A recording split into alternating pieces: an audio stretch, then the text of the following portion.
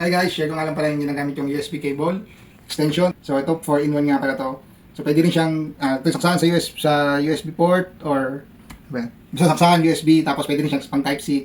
Pwede rin itong gamitin sa mga cellphone. So kunyari kung meron kang nasa USB yung mga file na kailangan mo, tapos kailangan mo i-transfer sa cellphone, so pwede mo siyang connect. So dito sa laptop ko pwede mo rin siyang i-connect sa type C kasi meron siyang saksakan ng type C.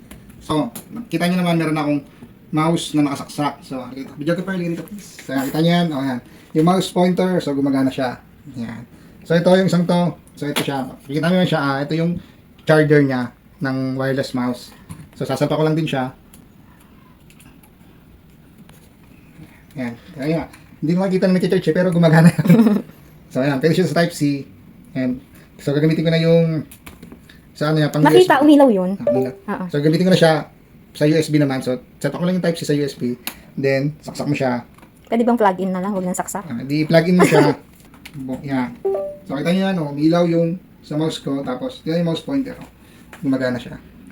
Yan. Gamit na gamit sa akin to guys kasi nga yung isang USB hub ko dito o USB port sa laptop, so sira na. So kailangan ko talaga tong extension na to, extension cable or extension USB port. So kung ano man tawag dito. So guys, kung gusto niyo nito, yung link lalagay ko lang dito sa comment section or sa yellow basket. So bumili na kayo guys. Okay?